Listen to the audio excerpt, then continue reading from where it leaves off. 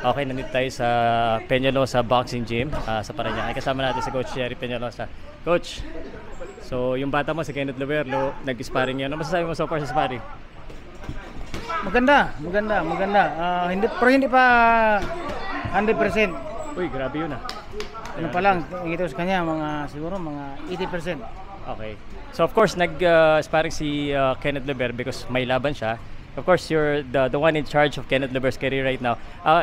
Can you share kung ano ba yung laban niya? Ano ba to? May belt ba to? Saan ba mangyayari? At yung mga detalye ng laban? Winford Resort Casino sa Manila, August 17. Kenneth Lober against the Panamanian 2 times 2 division world champion, Luis Concepcion. Isang magandang laban na dapat yung abangan dahil nakakatakot na kalaban dahil imagine 2-time world champion, experienced boxer, talagang palaban, mandirigma. Alam natin yung Kenneth Lober natin talagang buhos na buhos pag lumaban. So isang magandang laban na dapat yung abangan. Ngayon nga parang buhos na buhos din siya sa sparring partner, nakikita mo.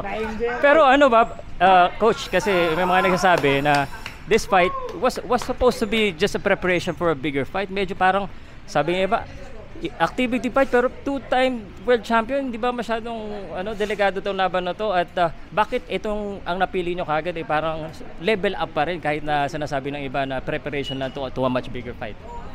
Alam naman natin si Kenneth may future. Talagang alam natin na malaki ang prospect talaga siya. So part ng process kailangan siyang experience.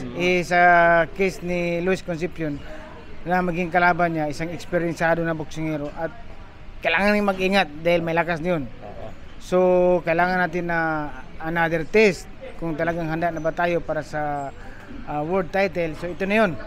So, the more na dangerous ang kalaban, lalo sa mag-iingat. At para naman sa mga boxing fans, baga ayaw natin yung mga mismatch. Iwasan natin yun kasi hindi nakakatulong yun sa Philippine boxing.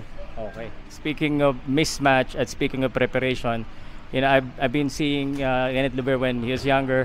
Siyempre si Dido Campo nandito. Pero we have a new addition to the team, Alex Ariza, who is, can you tell us more about the role of Alex Ariza? At lagi parang very visible siya ngayon sa camp. Alam natin si Alex Ariza, isang magaling na conditioning coach. Dumaan na kay 8th division champion Manny Pacquiao, kay Floyd Mayweather at marami pang mga champion na dumaan sa kamay niya. So talagang isa sang, kung hindi mo sa pinakamagaling, isa sa pinakamagaling na conditioning coach. Kailangan ni Kenneth yun. Dahil like sa ngayon na next kalaban niya, hindi natin alam, through experience of Concepcion, kailangan niyang stamina, tayang kondisyon na tip-top shape talaga 100%. So sa presence ni Alex, malaking bagay. So yun. Malaking additional sa team si Alex Ariza. Actually, nakausap ko si Alex before. Sabi niya, namimili daw siya sa tinatrabaho niya and for napili niya si Kenneth Lober, payagan niya, that means a lot, no? Without thinking in advance, we know that you have big plans for Kenneth Lober.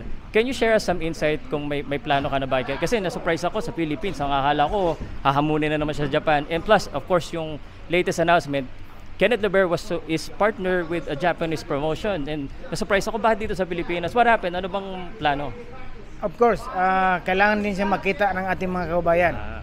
Last year, lumaban siya sa ibang bansa, hindi dito. So, kailangan natin na ipakita naman. Kailangan natin na i-embrace ng mga Pilipino. Dahil hindi natin alam, baka ito na yung last fight niya sa Pilipinas. And then, once na pataas ka ng pataas, siyempre pabigat na rin pabigat, so hindi ganun kadali i-promote.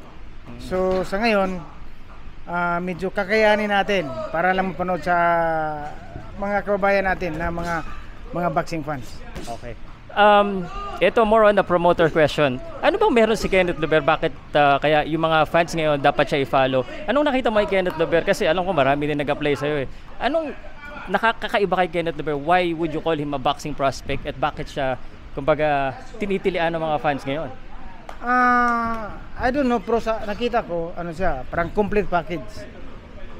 Una-una may talent, of course, kailangan yun dahil boxing ito. And then masipag, madisiplina, matyaga at may karisma. So, baga sabihin natin na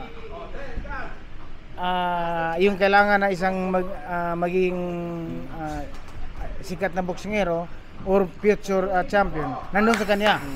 So, with proper management, proper guidance, I think malayo ang marating ni Kenneth Lover. Ano masasabi mo? Sinasabihan siya na siya ngayon. Although overstretch, ito na yung next Manny Pacquiao. Grabe yun. No. Nag-iisa lang yung Manny Pacquiao. Pero saying or baga sinasabihan ka ng ganun, it's a compliment. Dahil baga malayo pa si Kenneth. Wala pang pinapatunayan.